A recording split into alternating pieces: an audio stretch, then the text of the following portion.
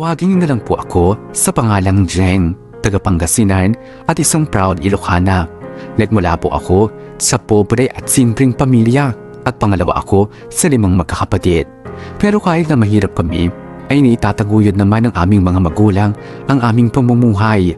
Nakakakain naman kami ng 3 beses sa isang araw. Nasubukan ko noong maglakad ng napakalayo at nakatsinelas lamang para makapag-aral lang. At dahil walang pambili ang aking mga magulang noon para sa mga pangangailangan ko sa pag-aaral, ay nasubukan ko rin magtinda ng mga gulay, yema, adobong mani at iba pang mga klaseng paninda. Ginawa ko yun hanggang sa makapagtapos ako ng high school. Hindi ako tumigil noon sa pangangarap na makatulong sa akin o makatulong sa aking mga magulang at mga kapatid.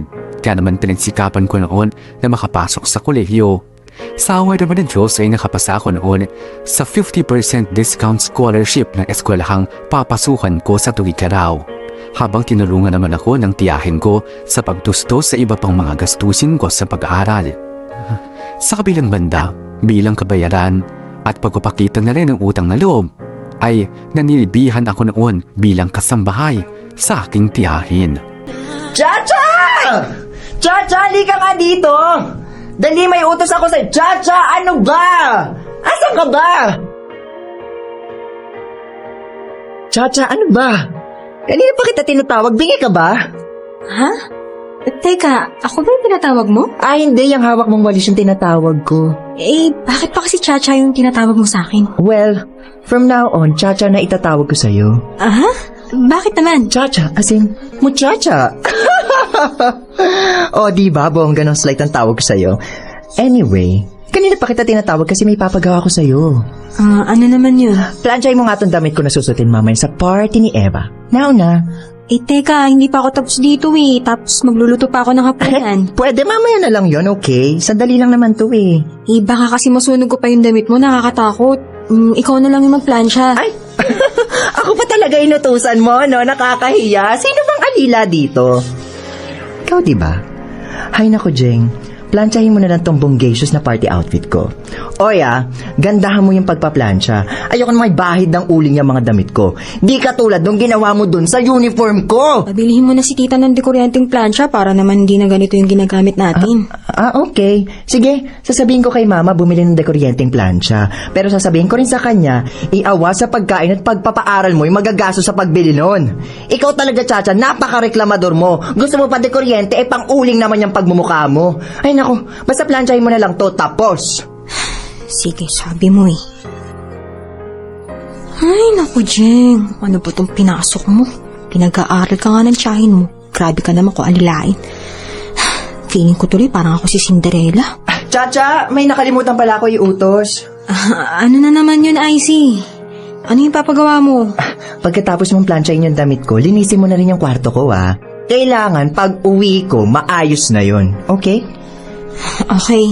Kung makautos naman to, kala mo ikaw yung amo. Ano sabi mo? Well, Hoy, Chacha! Una sa lahat, ang mama ko lang naman ang nagpapaaral at nagpapalamon sa'yo. Ako ang anak niya dito, kaya amo mo rin ako. Kapag naasar ako sa'yo, kakalbuhin talaga kita dyan Sasabihin ko rin kay mama na huwag ka na rin pag-aralin. Ano? Tameme ka ngayon, no? Ay nako, gawin mo na lang kasi yung trabaho mo dito sa bahay. Hindi yung reklamo ka ng reklamo. Kailangan na plansya mo na yung damit ko pagkatapos kong maligo. Okay? Maligo na ako. Gora na ako sa banyo. Bye! Kala mo naman kung sino-sino dito kung makapag-utos. Samantalang ampod lang naman siya ni tita. Ay, naku. Tapusin ko na nga to. Jeng! Jeng, halika nga dito. Sige po, tita. Papunta na po ako dyan. Tita, bakit po? Halika nga dito, bata ka. Aray, tita, bakit po? Huwag niyo naman po kong kurutin. Tingnan mo tong ginawa mo sa slacks ko. Ano, bakit nagkaganito to? Bakit parang naging balato ng Dalmatian? Jeng naman, bakit hindi mo pinag-ingatan to? Alam mo namang uniforme ko to di ba? Tita, sorry po. Hindi ko naman po sinasadya. Hindi sinasadya. Sana kasi nag-iingat ka sa mga nilalabhan mo, di ba? Ayan tuloy, humawa yung kulay ng ibang damit sa slacks ko. Ilang beses ko ba dapat sabihin sa'yo na paghiwalayin mo yung dekolor sa puti? Alam mo namang puti itong slacks ko Tita, sorry na po. Aray, tita mo niyo naman po ako. Kahit kailan talaga, Jeng, ang tanga-tanga mo. Sayang lang yata ang pagpapaaral ko sa'yo dito eh. Aray, tita, nasasaktan na po ako. Huwag niyo na po ako kurutin. Hindi ko naman po sinasadya. Hindi ako titigil hanggat hindi ka nagtitino. Aray, tita, tama na po. Tigas ng ulo mo ah. Ikaw, Jeng ah, ang dami mo ng atraso sa akin. Pasalamat ka at may awa pa rin ako at pinag-aaral pa kita. Ano, uulitin mo pa ba tong katangahan mong to? Hindi na po, tita. Sorry po. Hindi na po. Ay, kaloka. Mami, what's the meaning of oh my? Nalingat lang ako saglit. Meron na palang aksyon na nagaganap dito. Eh, tingnan mo naman yung ginawa ni Jay sa uniforme ko. Oh. Sinong hindi magagalit dito, Aber? Ang syunga-syunga naman po kasi ng babaitang yan, mama. Jeng, bilang parusa sa ginawa mo ngayon, hindi ka kakain ngayong gabi. Tita. Naku, mama, dapat lang po yan kay Jeng. Disiplinahin niyo yan. Tita naman, maawa naman po kayo sa akin. Kailangan kitang disiplinahin para sa susunod, magawa mo na ng maayos sa mga gawain dito sa bahay.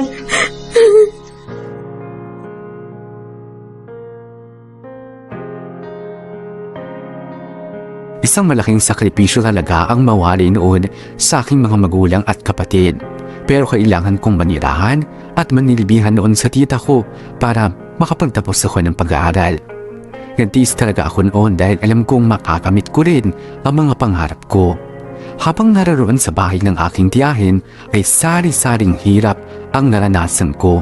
Isama pa sa kalbaryo ko ang kontrabidang ampon ng tita ko. Doon ko rin natutunan ang lahat ng mga bagay na hindi ko ginagawa noon. At dahil nga sa malaki ang utang na loob ko sa aking tiyahin, ay iniisip ko na wala akong karapatang magreklamo sa mga inuutos niya sa akin. Dahil sa hirap ng buhay ay maagang nag-mature ang isipan ko. Positibo ako palagi at kailanman ay hindi ako sumusuko sa mga pagsubok na dumarating sa akin. Sa madaling salita, natuto akong maging independent. Pero minsan, susubukin talaga ng tadhana kung hanggang saan mo kakayanin ang mga hirap na dumarating sa buhay mo. Katulad na nga lamang isang araw. Jeng! Jeng! Tita, ang aga niyo po yatang gumising. At anong ginagawa mo dyan, ha? Bakit hindi ka pa nagluluto na agahan? Alas 4 pa lang naman po na umaga eh. Eh ano ngayon kung alas 4 ng umaga? Teka, ano ba kasi yung ginagawa mo? Nagre-review po. Exam po kasi namin mamaya eh. O nung oras mo na naman binuksan tong ilaw? Mga alas 2 po. Ano ba naman yan, Jeng? Sayang ang kuryente. Bakit kasi hindi ka mag-review ng may araw? Marami po kasi ang ginagawa pag ganun eh. Eh kahit na. Dapat matuto kang i-budget ang oras mo. At saka bilis-bilisan mo kasi yung pagkilos mo nang sa ganon, madali ka matapos din sa mga gawain mo. Ay naku talaga, Jeng, ang tanga-tanga mo. Mamaya na nga yung review-review Opo, na yan. tita. Pagluto ka muna doon. At saka pala, ipagtimpla mo muna ako ng kape.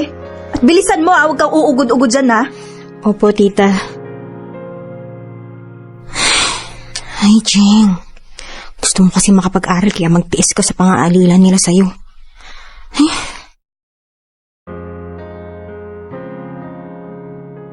Tita, ito na po yung kape nyo. O, ilapag mo na lang dyan. Nga pala, Jeng, bago ka pumasok sa eskwelahan, siguraduhin mo malinis ang bahay. Kailangan lahat maayos at malinis, ha? Ayoko na may nakikita akong kahit katiting na alikabok dito. Maliwanag ba? Opo, tita. Opo ka ng opo dyan. Tapos mamaya niyan, hindi mo na naman naiintindihan. Kahapon nung tumawag ako sa'yo, sabi mo malinis tong bahay. Bakit na umuwi ako nadatnan kong magulo tong bahay? Tita, baka po si Ice yung nanggulo nun. Aba, pinagbintangan pa ako ng loka. Ang kapal ng pes mo, no? Ang sabihin mo, Chacha, palpak ka maglinis. Oh, gising ka na pala, anak. Good morning, ma. Maaga po kasi ang papasok ngayon sa school. May tatapusin po kaming project ni Darwin. Aalis na po ako ng alas 6. Anyway, ano naman po bang problema ng muchachang to? Nasa kwarto lang po ako magdamag tapos sasabihin niya ako nagugulo ng nililinis niya. Anak, naniniwala naman ako sa'yo. Palpak lang naman talaga maglinis yung si Jeng. Ay naku, dapat turuan niyo ng leksyon yung babaitang yan. Tingnan niyo, pinag-aaral niyo pa po pero po kapalpakan naman ang ginagawa niya sa bahay. Naku, sayang lang ang gastos niyo dyan kay Jeng. At saka ma, bakit po kayo nagpapaaral sa kanya samantalang may mga magulang naman yan? Sila po magpaaral dyan, di kayo. Inaabuso lang kayo ng mga magulang ng tsatsang yan. Icy naman, huwag ka naman gatong dyan. For your info, Chacha, hindi ko ginagatungan si Mama. Sinasabi ko lang kung ano yung totoo. Oo, siya. Sige na. Tama na yan. Oh, ano pa tinutunganga-tunganga mo dyan? Dali, magluto ka na ng agahan, papasok pa ako na maaga. Ano, dalian mo! Kahit kailan ang kupad talaga ng babaitang to, Mama.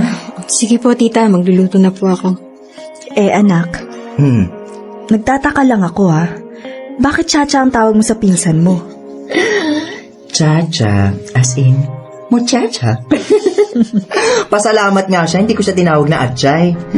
Ay nako talaga anak, napakapilyo mo. Ang tagal mo naman dyan, Jeng. Bilisan mo, nagugutom na ako. Sandali lang, Icy. Kita mo naman nagsasaing pa lang ako dito eh. Ay nako, ang kupad-kupad kasi. Ay, siya nga pala ma. Yang si Jeng, nahuli ko nakikipag-usap sa syota niya. Uy, Icy tumigil ka nga dyan. Wala akong boyfriend. Sus! Wag mo na ako lokohin pa. Hindi po, tita. Hindi ko po boyfriend yon. Kaibigan ko lang po si Kian. Eh bakit sa labas ng gate kayo nag-uusap, hindi sa loob ng bahay? At saka, anong sabi mo? Kaibigan? Eh kung magharutan kayong dalawa para kayo magsyota. Ay nako, Jeng sigurado ko, syota mo yun.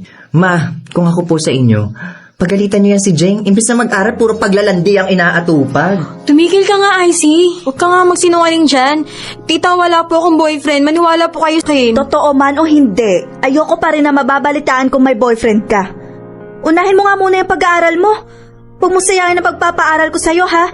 O eto, Jeng, kapag nabalitaan kung may boyfriend ka na, titigil ka sa pag-aaral mo. Nagkakaliwanagan ba tayo? Opo, tita. Pero maniwala po kayo sa akin, wala po talaga akong boyfriend. Huwag po kayo maniwala sa kanya. Ikaw talaga, Icy. Mahilig ka talagang manulsul dyan. Hindi naman totoo yung mga sinasabi mo. Ay naku, Jeng, tama na nga yan. Asikasuhin mo na lang yung pagluluto mo. Ay! Ano yung nabasag? Sorry po, Jeng tita. naman! Ay naku, nakabasag ka na naman ng plato. Kahit kailan talagang tanga-tanga mo. Correct, siya nga talaga yung babaeng yan. Ay naku, nakakapang-init ka ng dugo ang aga-aga eh. Sige na, linisin mo na lang yan. Kung hindi lang kita pamangkin, matagal na kitang hinudgun sa sahig.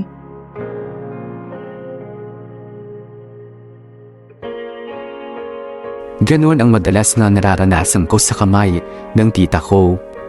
Kung hindi ka sasaktan, ay pagsasalitan ka naman ng hindi maganda at ipapahiya ka sa maraming tao. Pero tiniis ko na lamang yun at kahit kailan ay hindi ako nagtanim ng sama ng loob sa kanila. Kasi naman nakakatulong naman sila sa akin kahit papano. Inunawa ko na lamang noon ang tita ko dahil ganon din ang nararanasan niya na paghihirap para lang makatapos ako sa pag-aaral. Sa kabilang banda, kahit na marami akong nararanasang hirap, ay natuto pa rin ako ngumiti dahil kay Kian, ang makulit kong kaibigan na talaga namang laging sinusuportahan ako nung nandun pa ako sa Cagayan. Mabait si Kian at aaminin ko rin na humahanga rin ako noon sa kanya dahil sa ang kanyang kakisigan. Sa totoo lang, muntik na talagang mahulog ang loob ko kay Kian. Pero isang araw, Hi, Jeng! Oh, Kian. Mamaya na lang tayo mag-usap. Kahit kailan naman napakaseryoso mo eh. Hindi mo makuhang ngumiti. Mana kaya talaga sa makama mo eh. Ewan ko ba pero palaging Biyernes Santo ang mga pagmumukha niyong dalawa. Ay nako, Kian. Mga asar ka lang ba sa akin, ha? Oo, siguro nga pareho kami ni Mama na hindi marunong ngumiti. Lalo na sa mga makukulit na taong kagaya mo. Eto naman, binibiro ka lang eh. Siya nga pala, kamusta ka naman dito? Buti naman wala sa paligid yung dalawang kontrabida sa buhay mo. Hindi naman kontrabida si tita. Siya kasi nagpapaaral sa akin, di ba? Si Icy, ayun, kontrabida talaga yun sa buhay ko.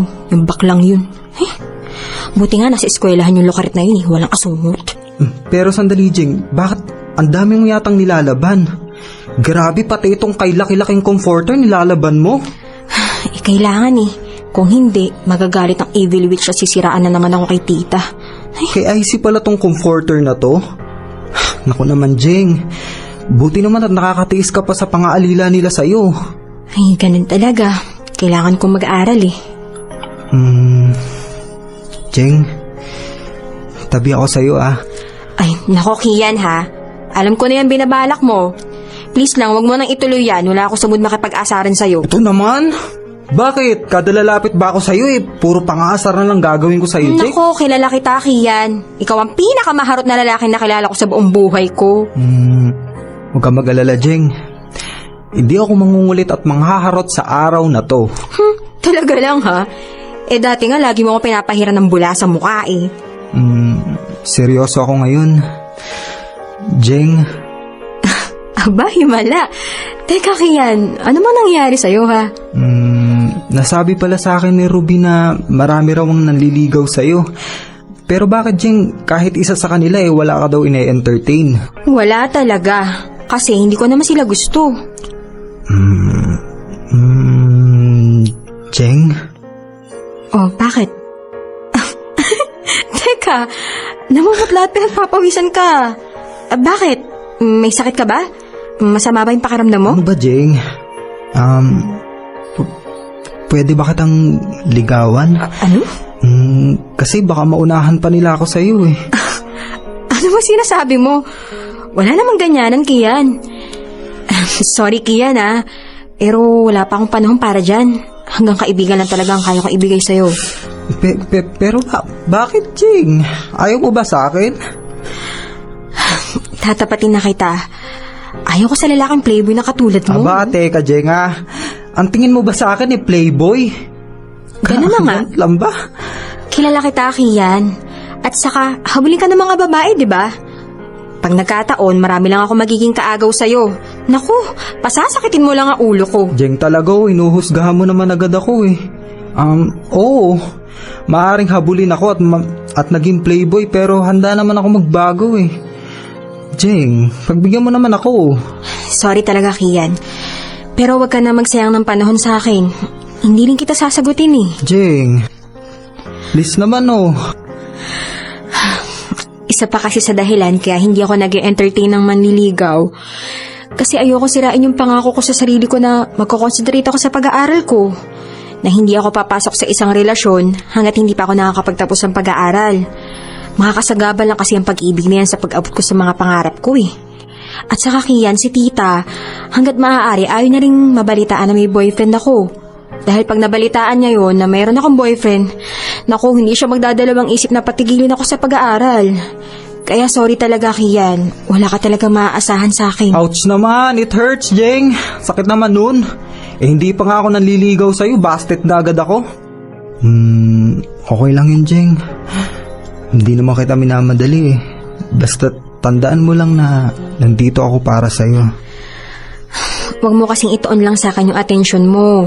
Subukan mong ibalingan sa iba. Marami naman kaya nagkakagusto sa'yo. Sa gwapo mong yan, hindi ka mahihirapang magka-girlfriend, no? Kaso nga, Jeng, ayaw ko naman sa mga babaeng naghahabol at nagkakandara pa sa akin. Iba pa rin yung pinaghihirapan. Intindihin mo naman sana ako, Kian. Mas priority ko talaga muna yung pag-aaral. Pero pwede naman maging tayo kahit nag-aaral ka pa. Ang kulit naman eh, hindi talaga pwede. Sorry, Kian. Hanggang friendship lang talagang kaya kong i-offer sa'yo. Hindi na ba talaga pwedeng magbago yung desisyon mo? Hindi na talaga, Kian. Sana maintindihan mo ako.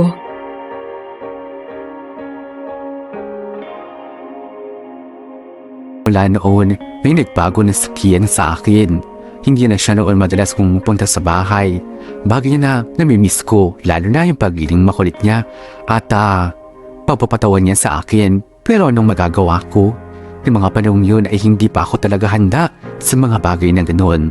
Pag-aaral talaga ang inaasikaso ko hanggang sa makapagtapos nga ako ng kolehiyo na wala kahit na isang boyfriend. Pero masaya na rin ako sa naging achievement ko dahil sa wakas ay matutupad ko na ang pangarap ko na makatulong sa pamilya ko. Doon ko na rin kinalimutan ang mga paghihirap na dinanas ko noong nasa food pa ako ng aking tiyahin. Taong 2006 naman, lumawas na ako ng Maynila para dito na maghanap ng trabaho at hindi naman ako nahirapan dahil nakahanap din kaagad ako kahit na nga hindi related sa tinapos ko. Ang importante lang sa akin ay kikita lang ako ng pera para sa sarili ko at sa pamilya ko. Kahit kailan ay hindi na ako aasa sa sino man. Masayang masaya ako at si tita at ang buo kong pamilya noong nakapagtapos ako ng pag-aaral. Pero alam ko na malayo pa ang aking lalakbayin sa buhay at hindi mawawala ang mga pagsubok ko. At alam ko rin na kaakibat ng pagkakuha ko sa aking diploma ay ang pagpasan ko sa isang mas mabigat na responsibilidad. Ako kasi ang tipong hindi iniisip ang pansariling kapakanan dahil para sa akin ay pamilya muna bago ang sarili. Pinagsumikapan kong ibigay ang mga pangangailangan ng mga kapatid ko dahil ayaw kong maranasan nila ang buhay na dinanas ko noon. Marami akong pinasuhong trabaho noon pero hindi rin ako nakatagal dahil sari-saring ang pagsubok ang dumarating sa akin. Pero sa halip na magpatalo ako noon ay sige lang ako.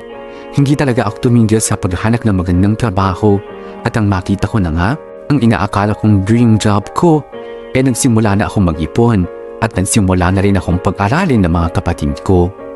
Ginapang ko talaga ang pag-aaral ng mga kapatid ko hanggang mapagtapos ko nga sila ng isa-isa. Pero syempre, hindi pa rin may iwasan ang pagdating ng mga problema. Jeng, anak. Oh, nandiyan na po pala kayo, Tay. Napapansin ko, kaya napatahimik dyan. May problema ka ba, ha, anak? Itay, Bakit, anak? natanggal na po ako sa trabaho eh. Ha? Pero bakit naman? Nalugi na raw po kasi yung kumpanya pinagtatrabahuhan ko. Kailangan daw po magbawas sa mga empleyado. Last in first out po kasi yung gagawin. 7 buwan pa lang po ako doon kaya isa po ako sa mga napasamang tanggalin. Ganun ba? Paano yan?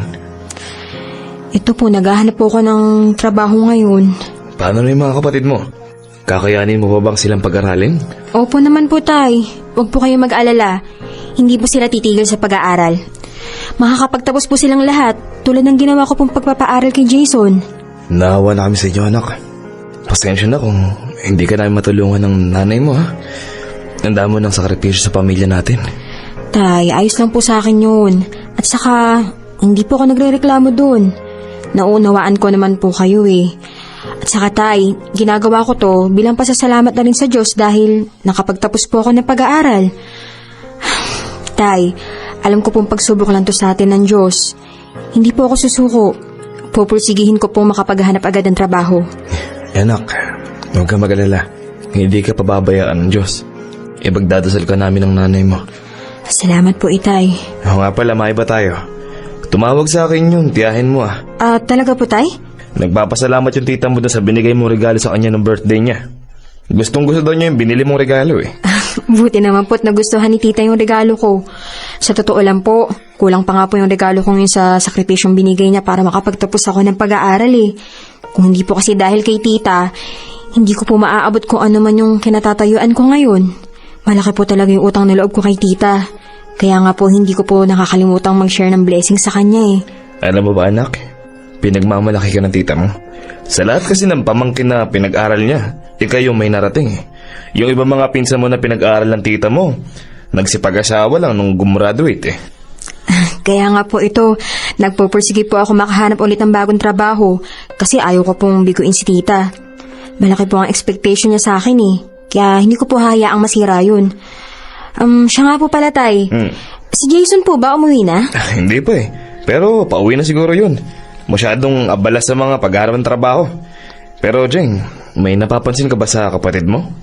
Wala naman po. Bakit po, Itay? Napapansin ko kasi parang may problema yung kapatid mo, Jeng eh. Ganun po ba? Tay! Tay! Nay! Tay! Nay! Nandito na po ako! Oh, buti naman at umuwi ka na. Pumasok ka na. Sige po. Ate Jeng, nandyan na po pala kayo. Si nanay po. Ang inay mo nasa kwarto, natulog. Naparami ng inom eh. Oo nga pala, saan ka galing? At parang problemado ka.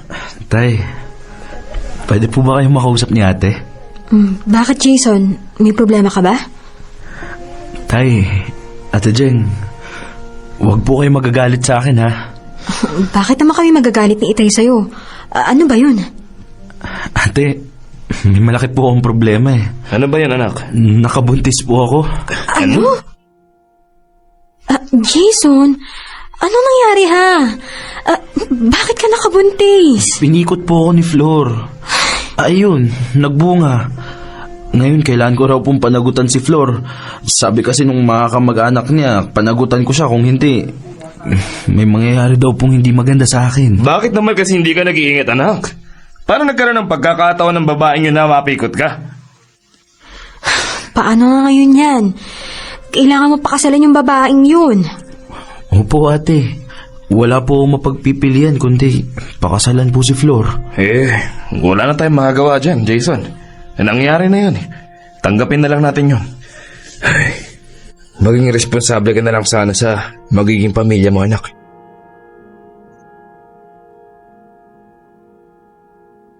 Sobra ako nagulat sa nangyari at aaminin kong nakaramdam ako ng awa at disappointment sa kapatid kong si Jason. Awa dahil alam kong hindi niya na o hindi niya mahal ang babae. Pero wala siyang choice kundi ang panagutan ito kasi natbunga ang kanilang kapusukan. Nakaramdam din ako ng disappointment dahil kahit papaano ay inaasahan ko si Jason na makatuwang ko sa pagtataguyod ng buong pamilya. Pero hindi niya na magagawa yun dahil na mayroon na siyang responsibilidad na iba. Sa kabila ng mga pagsubok na yun ay hindi pa rin ako nakalimutan noon ng Panginoon. Nahanap ko rin yung pinakamimiti kong magandang trabaho at sunod-sunod na ang pagdating ng swerte sa akin.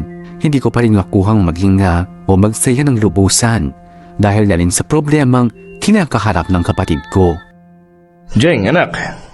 Tay, sandali lang po. Bakit naman hanggang dito sa bahay dinadala mo yung trabaho mo? Hindi ka ba mapagod yan? Inaayos ko lang po tong presentation na gagawin ko po para bukas. Jeng, anak. Napapansin ko malungkot ka. Dapat magsaya ka kasi nakahanap ka uli ng mas magandang trabaho naman ngayon. Huwag po kayong mag-alala, Tay. Wala po to.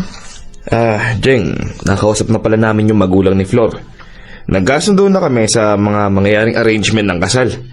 Hihingin sana namin yung tulong mo Tay, tapos na po ako sa responsibilidad ko kay Jason. Tapos ko na po siya ng pag-aaral. Pero hindi naman po niya ginamit sa tama.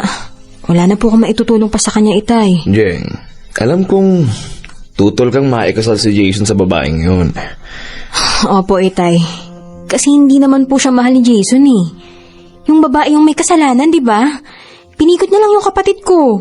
Sa palagay niyo po ba matutuwa po ako noon? At saka kayo po ang nag-set up ng kasal. Hindi niyo man lang kinonsulta sa amin at napag-usapan kung anong dapat gawin. Pero nagdesisyon na agad kayo.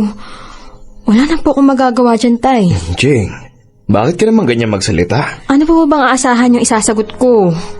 Ayoko naman magbitaw ng salita na alam kong hindi ko kayang gawin. Alam nga naman sabihin kong sasagutin ko yung kasal. Ako na ang bahala sa ganito, sa ganyan. Kahit na alam ko naman na wala akong pagkukuha na ng pera. Itay, alam niyo naman nakakatapos lang ng pag-aaral ni Jason, di ba? At wala na ako natitirang pera. Wala rin po akong ipon. Wala na po akong maitutulong, Tay. Hindi ko naman hinihingi sa'yo na sagutin mo yung buong gastos ng kasal ni Jason. Ang sa akin lang, marinig ko lang mula sa'yo na handa ka maipagtulungan sa amin ng nanay mo. Ano po bang klaseng tulong ang gusto niyo? Moral support kay Jason, ganon? Itay, sagad na po ako. Binuhos ko na sa kapatid ko yung lahat. Nung pinag-aral ko siya, hindi ko hinanap sa inyo yung salitang pagtutulungan. Dahil alam ko naman po yung buhay na mayroon tayo Wala po akong ibang inaasahan kundi ang sarili ko para mapagtapos si Jason. Dugo at pawis ang pinuhunan ko sa kanya dahil buwang kumpiyansa ko noon na magiging katuwang ko siya sa pagtulong sa pamilya na to. Pero umasa lang pala ako sa wala, Tay. Sa huli, iniwan lang ako ni Jason sa ere. Hindi naman kagustuhan ni Jason yung nangyari. Itay, binigyan naman po siya ng Diyos ng isip. Sana natuto naman siya mag-isip. Sawa ka na ba tumulong sa amin? Sige, Jeng. Kung nag-asawa ka na, iwan mo na lang kami ng mga kapatid mo. Itay, hindi naman po sa nagsasawa po ako. Sadyang disappointed lang po talaga ako kay Jason. Kung sa bagay, kaya siguro niya nagawa yan kasi hindi siya naghihirap sa pag-aaral niya Hindi niya naranasan yung mga paghihirap na dinanas ko noon para lang makapagtapos. Opo, maaaring pinag-aral ako ni tita. Pero matinding hirap at kalbaryo naman po ang inabot ko dun. Nagtiis po ko dun, Itay. Gusto ko kasi maabot yung pangarap ko nun ang makatulong sa pamilya natin. Si Jason, anong ginawa niya? Hindi kasi siya naghirap at umasa lang siya sa akin. Kaya wala sa isip niya na tumulong sa pamilya nito. Hindi ganyan ang kapatid mo, Jeng. Kung hindi lang nakabuntis si Jason, makakatulong din siya sa'yo. Gaano po kayo nakakasiguro na buntis nga talaga yung babaeng yun, Tay, ha? At kung buntis man ang babaeng yun, gaano nga kayo nakakasigurado na si Jason nga po ang ama nun? Itay, sa totoo lang wala akong tiwala doon sa babaeng yun eh. Sana hindi mo na kayo pumayag na makasal sila. Wala na tayong magagawa. Nangyari na anak eh. Yun nga po, Tay. Kung alam ko lang na ganito yung mangyayari, edi sana hindi ko na lang siya pinag-aral. Edi sana nabili ko na lahat ng gusto kong bilhin para sa inyo. Sana nabili ko na yung lupa na matagal ko nang gustong bilhin para sa inyo ni Inay. Sana, imbis na pinag-aral ko yan Jason na yan, ipinagpagawa ko na lamang kayo ng bahay. Makakatulong pa rin naman sa atin si Jason. Hindi na po, Itay eh. Kasi magkakaroon na po siya ng sarili niyang pamilya. Natural, mas uunahin niya na po yung pamilya niya kaysa sa atin. Huwag ka naman magalit sa kapatid mo, Jeng. Hindi naman po ako sa galit kay Jason, Itay. Sa akin lang naman po, sana inisip niya muna tayo bago siya gumawa ng ganyan. At saka, Itay, sana hindi muna kayo pumayag na maikasal si Jason doon sa floor na yun. Kasi sa totoo lang po, walang magandang patutunguhan ng relasyon nila. Dahil hindi naman mahal ni Jason si Flor eh. Kawawa naman po yung kapatid ko. Habang buhay lang siya magiging miserable sa babaeng hindi niya naman mahal. Sana wag niyo naman pong masamain yung sinasabi ko, Itay. Sana maunawaan niyo po ako.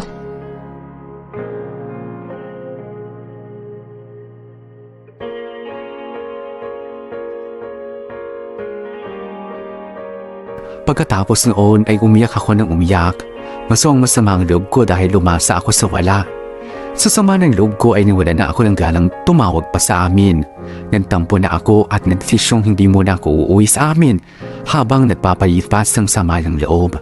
Pero isang araw, habang papalapit na ang tinakdang kasal ng kapatid ko, ay tumawag siya sa akin at nangako siya na tutulong pa rin siya sa pamilya kahit na nga magkakapamilya na siya. Pero syempre, hindi ko na inaasahan pa yun at sinabi ko na lamang sa kanya na intindihin na lamang niya ang magiging pamilya niya. Humingi rin sa akin ng sorry si Jason na agad ko rin namang tinanggap. At nang sumapit ang araw ng kasal ng kapatid ko, Itay! Jeng, buti naman dumating ka na. Akala namin, hindi ka na darating sa kasal ng kapatid mo eh. Nasaan na po si Jason? Ayun, kasama yung asawa niya. Itay, matanong ko lang po ha. Buntis ba talaga yung babaeng yun?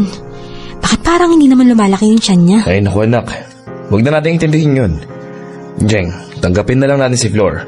Bahagi na siya ng pamilya natin. Bahala na po. Sana lang talaga, hindi kayo nagkamali sa desisyon niyong ipakasal si Jason dyan sa babaeng yan. Halika na, puntahan na lang natin yung kapatid mo. Sigurado ako, matutuwa yun pag nakita ka niya. Sige po, Itay.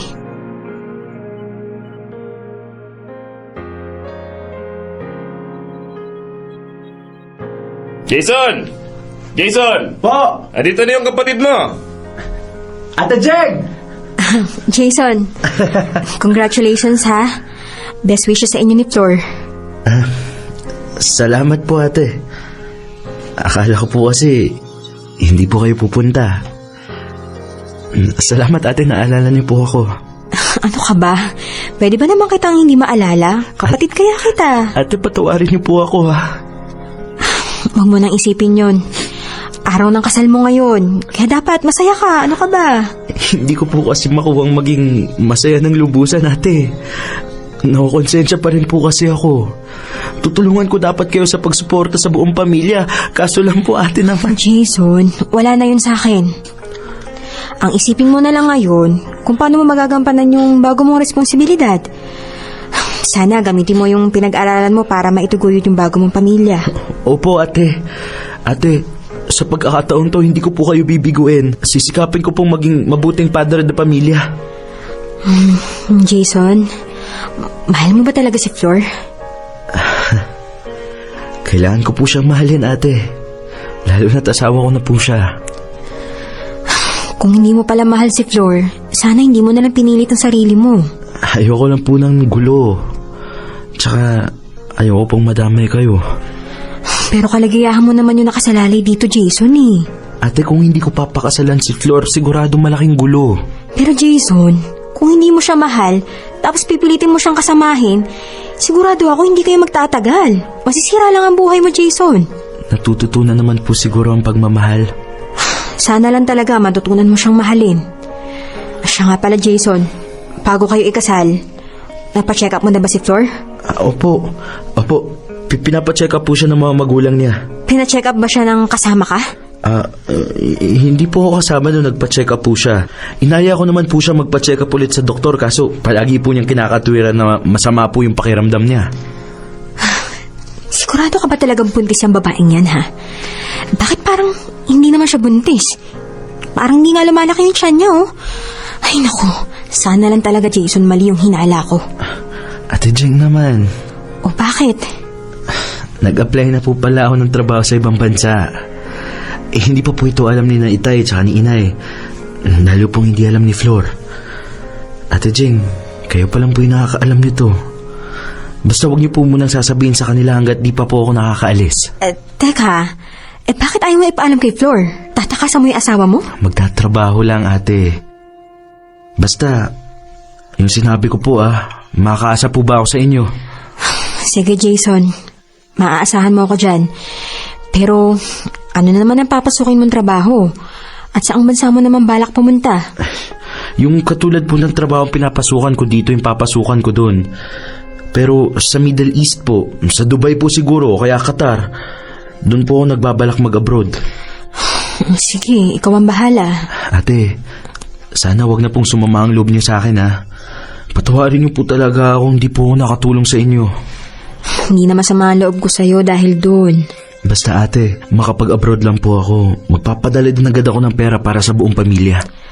Basta, Jason, ano man ang maging desisyon mo, irerespeto ko. Nasa hustong gulang ka naman para malaman ko ano yung gusto mo at yung makakabuti sa'yo. Halika nga, payakap na sa kapatid ko. Ate Jeng,